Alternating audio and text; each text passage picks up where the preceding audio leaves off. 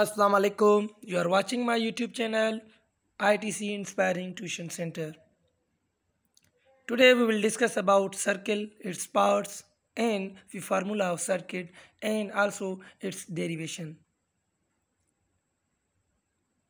First of all, I will tell you about the circle. Here is a cross point, right? It is for only understanding point of view. You सिर्फ understanding point of view जे लाइ ये point ॾिया मां सभ खां पहिरियां असां पढ़ंदासीं सर्किल जे पार्ट्स जे बारे में mean how many parts a circle have सभ खां पहिरियां मिसाल चवां मां सर्किल आहे हिनखे सॼो घुमाए वञा मिसाल सर्किल आहे हिन सॼे खे घुमाए वञा इन जो जेको सॼो डिस्टेंस आहे गोल इनखे चवंदा आहियूं असां सरकमफ्रेंस ठीकु आहे इन सरकमफ्रेंस के ॿिनि लफ़्ज़नि में असां पेरीमीटर भी चवंदा आहियूं जीअं त डेफिनेशन लिखियल आहे त the perimeter of circle is called the circumference mean the perimeter of circle उनखे असां छा चवंदा आहियूं सरकमफ्रेंस चवंदा आहियूं यानी सॼो distance the circumference is distance around the circle यानी सॼी सर्किल जो जेको डिस्टेंस आहे इनखे असां चवंदा आहियूं इन सॼे डिस्टेंस खे असां चवंदा आहियूं सरकमफ्रेंस देन इन सरकमफ्रेंस खां अलावा जेको मिसाल सेंटर पॉइंट आहे ठीकु आहे हिन सेंटर पॉइंट खे अगरि सॼी लकीर कढूं सर्किल में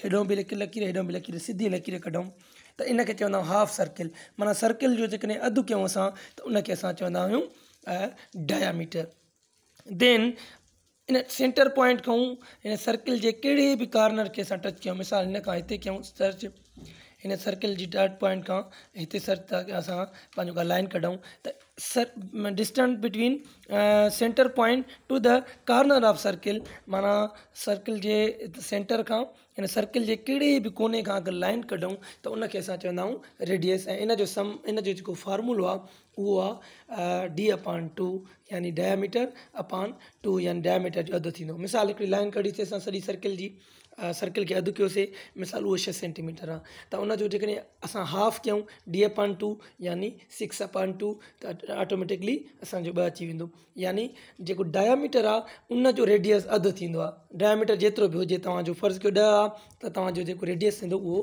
थींदो तव्हांजो 5 थी वेंदो अहिड़े तरीक़े सां असांखे हिकिड़ी तव्हांखे एडिशनल मालूमात मां ॾियां त उहा एडिशनल मालूमात इहा मिसाल सर्किल आहे मिसाल इन जो हिकिड़ी जेकॾहिं डायमीटर 6 आहे मिसाल तौरु हिकिड़ो तव्हां वटि हिन जो डायमीटर 6 आहे ठीकु आहे मिसाल ये लाइन मां हेॾी कढी हीअ सॼी लाइन जेको आहे अधु आहे सर्किल जो उहो 10 आहे त इहो हमेशह यादि रखो त जेको विदाउट फार्मूला अगरि असां इनखे यादि कयूं ऐं सम्झूं त मिसाल हिकिड़ी सर्किल आहे उनजो डायमीटर 10 आहे त उनजो जेको चौधारी गोल जेको सरकमफ्रेंस थींदो उनखे तव्हां 3 सां ज़रब कयो मिसाल 10 आहे त 3 ॾांहुं 3 10 30 mean the whole circumference will be 30 right this is without formula but if you will you have to do with formula then you असांखे ज़रूरु फार्मूले खे ड्राइव करिणो पवंदो असां फर्दर पढ़ूं था मिसाल सरकमफ्रेंस खे मालूम करण जो ॿियो कहिड़ो फार्मूलो आहे त उहो फार्मूलो आहे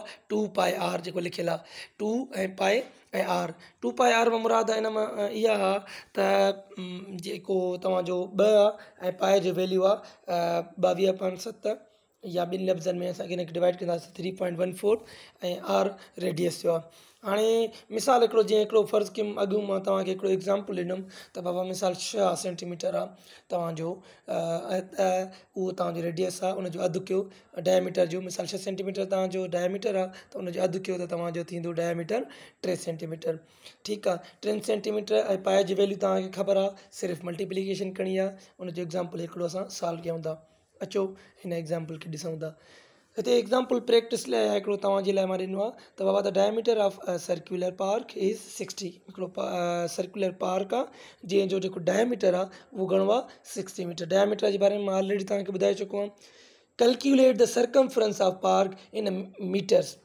हाणे जेको सरकमफ्रेंस आहे चौधारी माना पार्क जी चौधारी बाउंड्री केतिरी आहे इन मां सिंपल एग्ज़ाम्पल इहो थो ॾिए त उनजी बाउंड्रीअ खे तव्हां या उनजे जेको सरकमफ्रेंस आहे ॿिनि लफ़्ज़नि में असां चऊं त उनखे मेजर कयो हिते हिकिड़ी डेटा लिखी आहे त बाबा गिवन डायमीटर मिसाल तव्हांजी डी बराबरि आहे 60 मीटर जी, ठीकु आहे। हाणे असांखे रेडियस मालूम करिणो आहे। तव्हांखे जीअं अॻु में ॿुधायमि, अगरि फार्मूलो तव्हां न बि ड्राइव कयो त इहो अंडरस्टैंड आहे, इनखे का डिफिकल्टी जी ज़रूरत न आहे। मिसाल 60 d/2, 60/2 it would be 30। Then circumference of circular park 2 pi r to 3.14 या 22.7 लिखो ऐं मल्टीप्लाई कयो 3 सां। जॾहिं तव्हां कैलकुलेट कंदव त तव्हांखे एग्ज़ैक्ट रेशियो मिलंदो 188.896।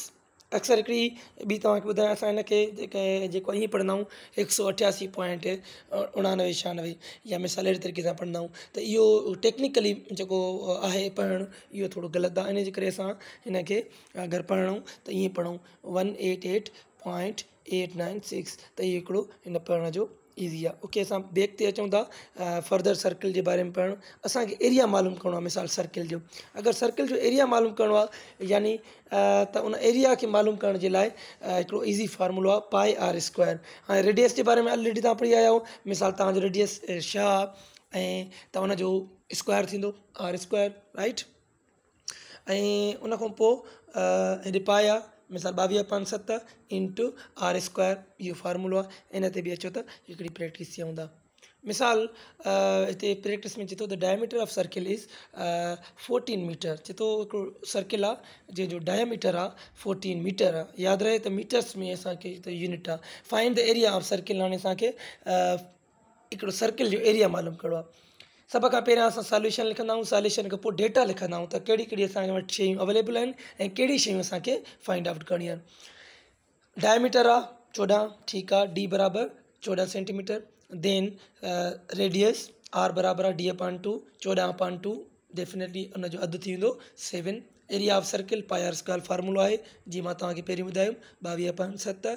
22.7 खां असांखे 7 जो स्क्वायर 7 7 49 या 7 × 7 वुड बी 49।